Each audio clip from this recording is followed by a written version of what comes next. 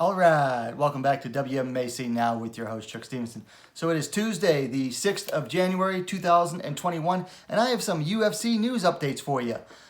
Most of them are going to be fight announcements, including one that just dropped today. But first, let's get some bad news out of the way. So first up, the bantamweight bout between Bethe Correia and Yanan that was scheduled for UFC Fight Night Whitaker versus Till on January 16th is now unfortunately off. Per MMAfighting.com, Bethe Correia had to go under surgery to remove her appendix. Must have had appendicitis. And currently, it is not known if the UFC will find a replacement for Yanan.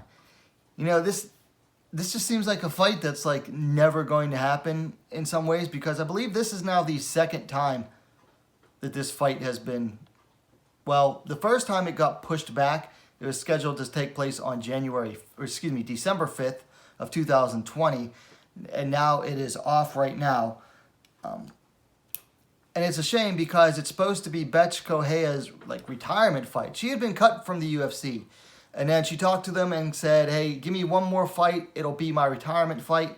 So the UFC said, all right, that's fine. And they made this bout with Yanan. And it was scheduled for December 5th. And it was pushed back. And now it seems like it might not happen at all. Now, it is currently not known if the UFC is going to find a replacement for Yanan. It'd be nice if they did, because, you know, she's got to be ready to fight by now. It's scheduled for next week. Hopefully they'll find a replacement for her. And also just want to say I wish Bethe Correia a safe, fast recovery. Now on to some fight announcements. First up, this one just dropped today. A bantamweight bout has been announced between Julija Avila, the Raging Panda, and Julija Stoliarenko. It's going to go down at UFC Fight Night, Brunson versus Holland, scheduled for March 20th. Let's go ahead and take a look at the stats here. Avila coming in 8-2, Stoliarenko coming in at 9-4-1. Both of these fighters are coming off of losses. Avila to Sijara Eubanks 3 months ago. Stoliarenko to Yana Kunitskaya about 4.5 months ago. Avila's the elder fighter, 32 years to Stoliarenko's 27 years.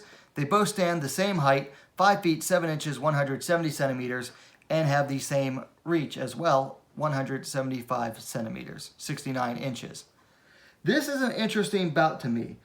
Both tend to finish fights fast in the first round if they get a finish, and both of them have seemed to struggle if they do not get that fast finish. Panda, the Raging Panda, Avila, you know, she's earned that nickname because she comes out of her corner lightning fast in the first round and just storms her opponent and blasts them and follows up with until she gets the finish. So I believe all of her wins are by first round finish. Well, she has a decision winner of Pani Kianzad, but she has a few decisions, but most of her victories are her finishes come in the first or second round. Stoliarenko, she likes to get a fast armbar a la Ronda Rousey. Usually those come in the first round, and if they don't, then she tends to struggle a little bit as well. The last time she went to decision was the loss to Kunitskaya. Before that, she beat Lisa Berzosa via split decision, but leading up to that, she had like 3 or 4 straight wins via first round armbar. So it'll be interesting to see which of these fighters, if either of them, will be able to get a fast finish. And if not, how will it go? More interested to see if Stoliarenko can survive the hurricane that is Avila coming out of that corner. And she's going to look to just blast and overwhelm Stoliarenko. It'll be interesting to see if Stoliarenko's chin can hold up to that and if she can avoid getting into an early firefight with Avila. If she can, then she has a good chance of surviving the first round. But if not, man, it's going to be a quick win for Avila. For Avila, I'm not so worried about her getting submitted by Stoliarenko. I'm more interested in seeing if she can't get that quick finish, what's she going to do? How is she adapted from her fight against Sijara Eubanks? Because Eubanks was able to tough it out and then drag her into just ever deepening waters. And Avila just eventually started to look lost because she didn't know what to do if she couldn't get that quick finish at the beginning of each round, because each successive round she came out fast looking to finish. And Eubanks was able to weather that storm each successive round and, you know, just drag her into her game. So it'll be interesting to see how each of these two fighters does at the beginning of the first and each possible successive round, and how they do after that. Next fight announcement is a strawweight bout between Jinh Frey and Gloria de Paula that's scheduled for UFC Fight Night on March 13th. This should be a good one.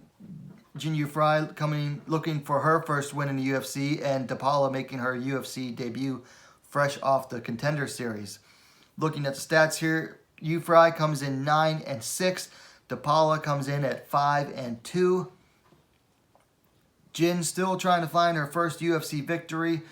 She's taken 2 straight losses to Hansen and Loma Lookbin since moving up to strawweight. De Paula coming in off of a win over Pauline Macias in the Dana White's Contender Series about a month and a half ago. Before that, she had a TKO win over a year ago down in SFT in Brazil. Frey's the elder fighter by 10 years, 35 to De Paula's 25 years old. De Paula's going to have a height advantage, 5 feet 5 inches, 165 centimeters to Frey's 5 feet 3 inches, 160 centimeters. De Paula has the reach advantage to match as well, 67.5 inches, 171 centimeters to Frey's 65 inches, 165 centimeters. This should be an interesting one. Jinh Frey definitely has the experience factor and the strength of schedule in her favor. De Paula, however, if you watch my review of her Contender Series fight, I think she has the right tools to be a legit contender.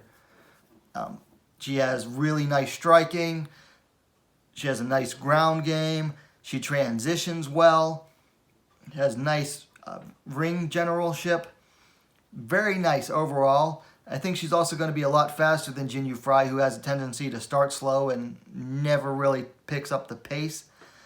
De Paula, I think, will be the higher volume striker. On the ground, it'll be interesting depending on who can get the takedowns. I just find this to be a very interesting fight. I think it'll be another tough one for Jinh Frey, but I think it'll be a nice test as well for Gloria.